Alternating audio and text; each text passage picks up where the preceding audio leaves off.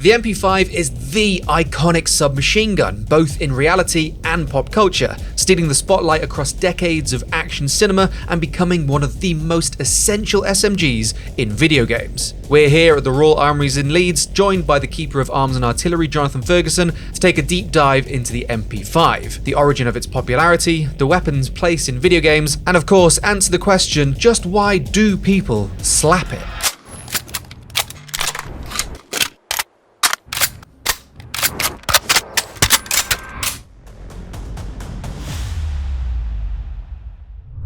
So run us through the MP5. We've got quite a few variants here as well. We have. I've crammed them on here for good reason, I hope. So the one nearest you is not our earliest gun. We have one from 1968, which is basically as early as they get. Designed in 66, produced from 67. And yeah, you see, you're tempted to look through that like it's a scope. It's not. So if you look at photos of the Prince's Gate Siege 1980, the big debut on the world stage of the MP5 with the SAS. Some of the guys have this setup here. So this is a Streamlight SL20 flashlight or torch in an aluminium housing bolted to the HK claw mount, which is how they do their this type of weapons optics, like an early modular sort of system. You'll see the early straight mags, you'll see the later curved mags, you'll see SDs, the suppressed variant as well, without the torch. And this was for literally going into a smoky, darkened room after you chuck flashbangs or whatever in, to be able to light up the target and just shoot where you see. So looking over the gun. 30 rounds, high rate of fire, supremely controllable. This has the early type of handguard on it as well. It's about the right vintage, this gun as well, 1978. So this would have been the first variant that, you know, the world would have seen in the news and things like that. Yep, and they went with the A3 sliding stock variant as well. We have in front of us the A2 with the fixed stock, but for charging into action in and out of vehicles, abseiling down the face of a building as they had to there, obviously a sliding stock makes a lot of sense. And I believe I'm right in saying they don't even deploy the stocks. They're literally holding them in front of them, sort of centering themselves, looking over the top of the gun. You can't use the sights at all with that setup. Not to say everyone that adopted the MP5 by 1980 was using that setup. This is iconically SAS counter-terrorist. And what about the rest of, you know, these examples? This, I think, you know, is what comes to mind when people think of the base MP5. It's something like this. The K is, you know, compact, but this one's gold. Yes, this one's gold. This is a Saudi Arabian special model. Even the K has variants. The standard variant is a butt plate with the same sights as the other MP5s. This KA1 has a butt plate but no sights. Literally, you sight through this groove here and a blade at the front, like a handgun. Keeps the whole thing even more compact because this is about concealability, shooting from a car or maybe from other places. I don't think, though, we can, you know, have a table full of, for my money, the most iconic SMG without talking about the slap. Indeed. We've brought it up before in Firearms Expert Reacts, of course. Yep. Quite recently, you invited anyone to fight you on the origin. Did I? Wow. The HK slap originated with them. And you can fight me on that. You can fight me on that. Oh dear. So, we've talked about it before, but why slap it? Why is it slapped? Why has this become like an iconic part of the weapon? It's not the only weapon that is shown to get a slap, but it's very much a HK thing, but it's very, very much an MP5 thing. Yes, although the same is true of the G3, the HK33, the HK53, that whole series of roller delayed blowback firearms. Those rollers that keep the bolt shut for long enough that the bullet's gone down range and the pressure has dropped. That's the heart of this system. It's even why it has those iconic grooves down the sides of the receiver, because the rollers run on the inverse of this. They have to be supported as they move back and forth. That's what that's for.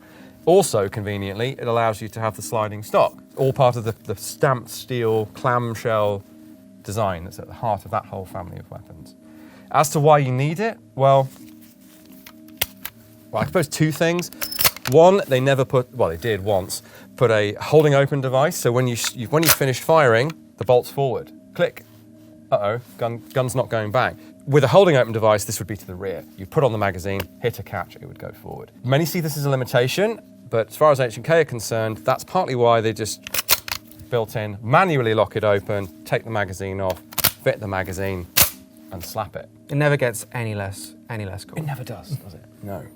So it's baked into the design. In terms of why you would slap rather than just push it down, well, opinions do vary on this. The Bundeswehr, the main user of this family of weapons, have a strong word with you. If they see you slap it, they will just thumb it out of the notch and it flies forward. The whole idea, by the way, is to give the full travel of the bolt, because those rollers have to be locked into those niches, otherwise the gun won't fire. The firing pin can't reach the primer, click instead of bang. So one school of thought says slap. Who is that school of thought? Well, none other than H&K themselves. So we did a bit of research on this, didn't we? So this is the MP5 A4/A5 manual, and it's a little bit vague. It says disengage the cocking lever and let it snap forward. Now that would support just thumbing it out of the notch, or like neo fist, or open hand slap, or anything really. The German army interpret that as don't slap it. However, HK USA absolutely. Now this is an SP89, the pistol variant of the MP5K, but the same wording is, I believe, in the American version of this. And it says, be sure the pistol is now pointed in a safe direction, hold the grip firmly in the firing hand, smartly slap the cocking handle down out of the retaining notch with your other hand, going in a right to left motion. So it says slap in a HK, literally official the HK word, manual. Literally the word slap.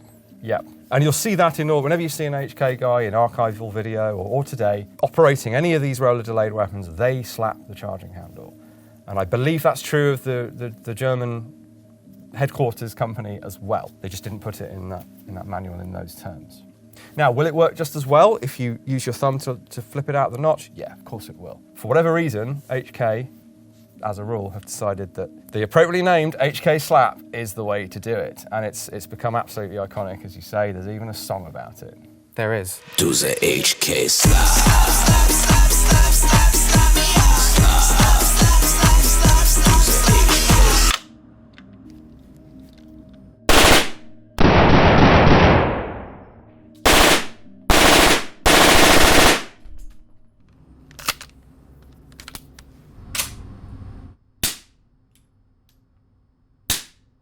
Exceptionally impressive to see the SD in action just after the A2 as well. Not as suppressed as games are making it out to be. That's very quiet. Like I saw you setting up and taking your ear defense off. I forgot. At force of habit, I genuinely forgot, and I doubled up as well, so I had to take both of those off. You will have heard the crack though. There is still that supersonic crack going on there. But no, it was surprising to hear, it be that quiet. It was like someone just clapping fairly loudly. Yeah, I mean, we're having shot a few suppressed firearms indoors, a bit out. There is a bit more going on than just that. You're right to say a clap, but definitely you wouldn't know what was going on. Someone's assaulting a compound. Well, the automatic fire would be a giveaway, which is why you'd want to approach probably using the single shots that I was using initially. I mean, personally, it was just very cool to see what I consider the coolest MP5 variant firing. Yeah, I'm mixed because I think I prefer the aesthetics of the classic, but it's undeniably, all things considered, the coolest for that unique suppressor setup. And yeah, we can do just as good a job today with an externally fitted suppressor. Can't do better than that, really. It's fading away, but it's a classic.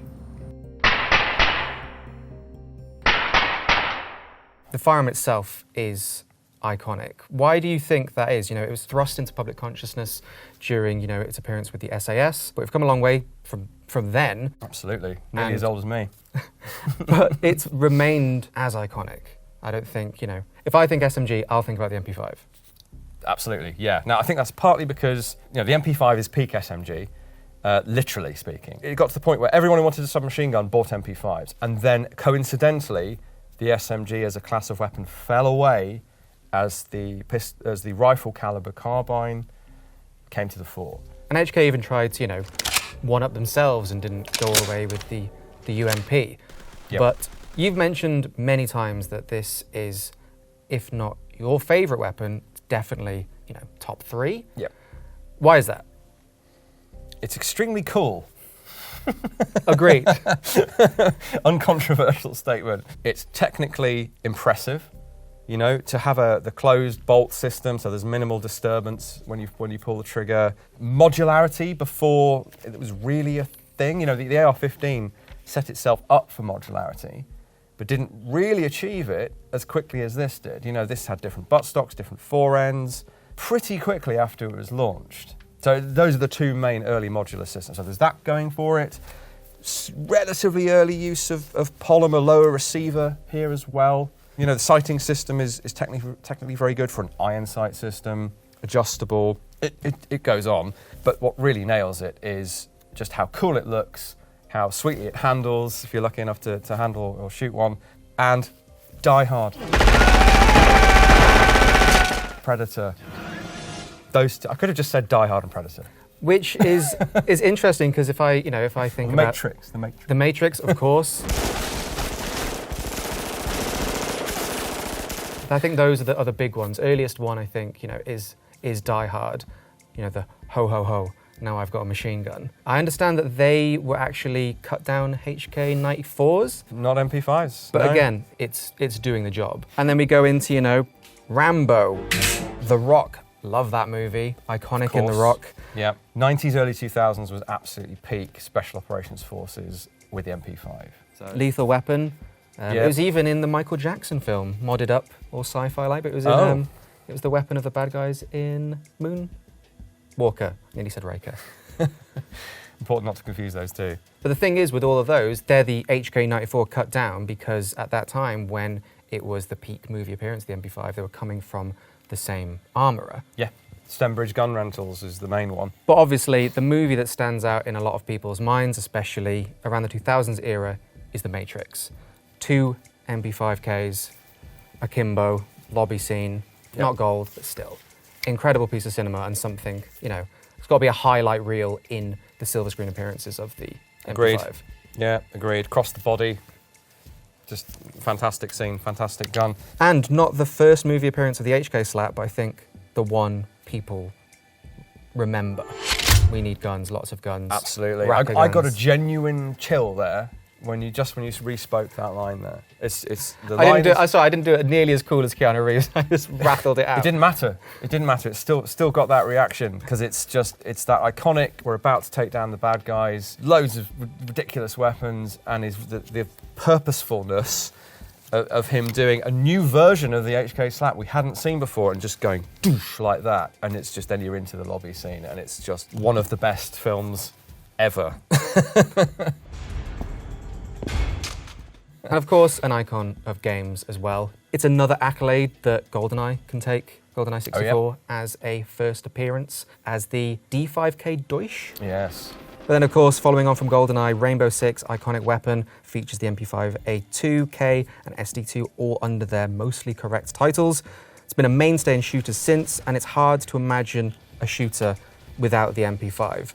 Half-Life is a game that comes to mind with the MP5, and as we've discussed on Firearms Expert Reacts, the grenade launcher MP5 from that game is, a real thing, which is super interesting to see. More than once, it turns out. This is the ISTEC iteration from the UK. And I recall using it a fair bit back when I played things like Battlefield 2, as it was the default weapon for the US and SAS anti-tank classes, which is something else that's pretty common. Games giving an SMG to classes that are more in support roles. And then, of course, tactical shooters. Huge in tactical shooters like SWAT and Rainbow Six Vegas. And I think one that stands out for a lot of people is, at the peak or climb of modern shooters with Call of Duty 4, the tanker scene as you ready your MP5 SD with Captain Price smoking a cigar. A big piece of first-person shooter history, taking the SD through that tanker scene as, an SAS operator. Again, circling back to that being the sort of special forces unit that I think this weapon from, the original version all the way up to these later ones,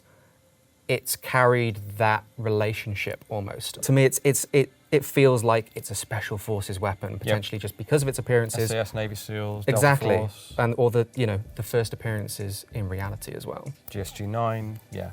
VR, all the more, satisfying. I have cracked a knuckle on my Quest controllers, trying to do it, in the negative space. It's probably worth noting that this thing doesn't work properly. You don't have to slap it, but you do have to lock the bolt open. Otherwise, a full mag will not seat. So you either have to download your mag. If you want to do the conventional load like any other rifle or SMG, you have to download your mag, and who wants to do that? It's all the more fun to be able to slap it. And like I said, if it's missing, it feels odd. But even science fiction weapons will have, a similar slap that even if not HK inspired, that motion of striking the cocking handle is still associated with the MP5. I didn't realize that in Halo Combat Evolved even, Master Chief slaps the cocking handle of his assault rifle. There's plenty in Borderlands taking, pieces of weapons and aesthetics from real world weapons. Has to have the slap in there somewhere. Starfield even had one on one of its sniper rifles, weirdly, really? Okay. which is the inverse of the slap when it appears on weapons that you don't expect it to. You start thinking about the MP5 sometimes when you shouldn't be, or when the game might not want you to. Fallout's 10mm SMG, based on the HK SMG2, still has similar DNA, maybe doesn't feature the slap. Another attempt to replace the MP5 that failed. Valorant, Spectre and Stinger SMGs both have designs from HK, and the MP5 with the Stinger featuring the slap. So both in aesthetic shape and design has lent itself to a lot of weapons. But I think the slap is the thing that drives home the DNA origin, literally. And other than that, it's just another sort of iconic pop culture good guy gun. Like a lot of the weapons that we talked about, I can't see a video game arsenal without featuring either an MP5 or something that's continuing this gun's lineage. Yeah, exactly. I mean, and the fact that it has its own, even if the MP5 had literally just been the SD variant, we'd still be talking about it. The integral suppressor, the even more special forces vibe of this thing would carry it on its own. But as it is, we have this whole family, and that's not even everything. It's right up there with the most iconic firearms of all time. And my favourite variant, and to sign us off, can I slap it? Go on. Can I give it a slap? I have done it before, but that's good.